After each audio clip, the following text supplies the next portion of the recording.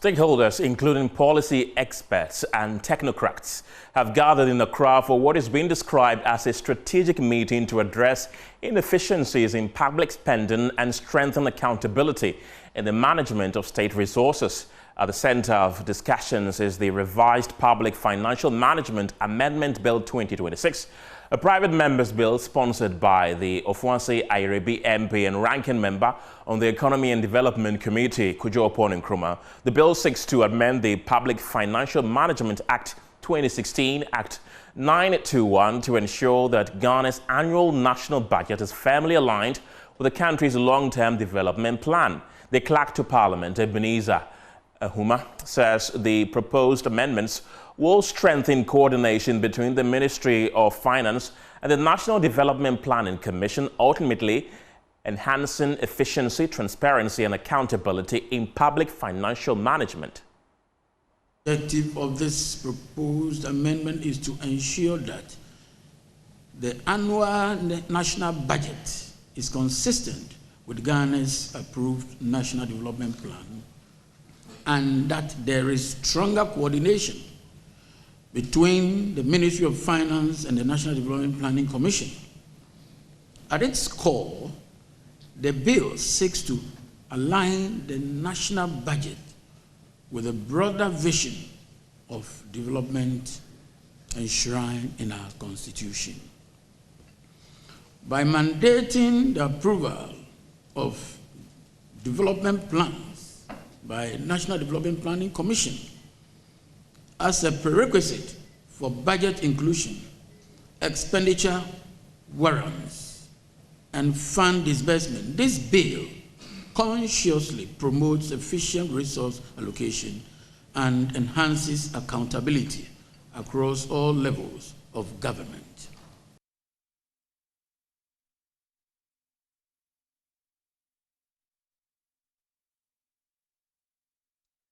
Assurances from the Clerk of Parliament. The onus therefore lies on all of us here gathered today to take full advantage of this platform to ensure that the provisions of this bill enhances the credibility of national budget as an instrument for achieving Ghana's long-term development agenda.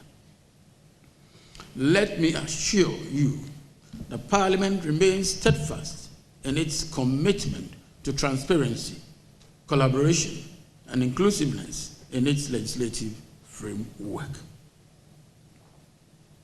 This platform, indeed, offers us to give full meaning to Article 1062A of the Constitution.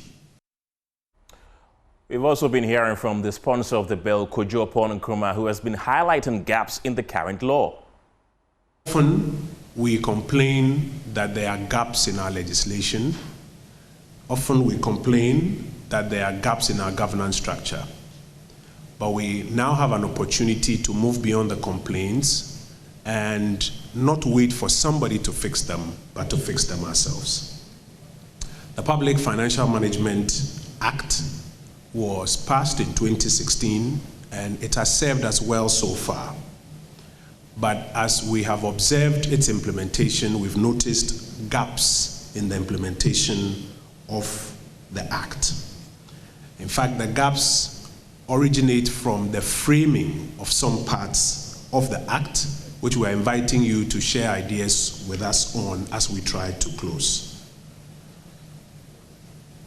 This amendment bill, which I've led a few colleagues to submit to Parliament, seeks to deepen our fiscal discipline exercise that we're embarking on as a country by closing a particular loophole, which I'll explain shortly, even before Mr. Yanksi and the Tenkau team take us through it. It also helps us to ensure stronger accountability for every cedi of the Republic that will be spent by ministries, departments, and agencies and district assemblies, and also ensures that there's closer collaboration between the National Development Planning Commission's work and what all the other agencies of government do. That's the MP for Ofuase Aire, Bikojo Opon Nkrumah. Fatau Bayaga is a man on the ground who has been monitoring this crucial discussion for us and is joining me on Zoom for more. Fatau, beyond the officials, what concerns or recommendations have technocrats and civil society groups raised about the proposed amendments? And a lot of technocrats are gathered here today to deliberate on how to streamline the public management bill. In fact, many of them said that this would help in tackling mismanagement and wastage of state resources. In fact, for the Dr. Rashid Dramani, he says that he has monitored this same strategy being implemented in Rwanda, and it's really helping in the efficient use of public funds. So many of these stakeholders, in fact, say that this particular bill, if amended, would help to address the many challenges in terms of, in fact, they say that many government projects get stalled because they do not really align with the national development plan. But if this bill is amended, then it will help to address all of those. Projects will not get stalled, and assemblies, if they are going to undertake any project, it will be aligned with the national plan, and if budgets are going to be allocated, all of that will be aligned properly, and it will help in addressing with and all of that. So basically, these are some of the suggestions that some of the technocrats and experts have been sharing. In fact, we also have representatives from the World Bank who will also be speaking about this particular strategy by Kojo Okonkoma and Applied Parliament, and ensuring that the countries gets or this particular bill is streamlined properly to help in the development of it.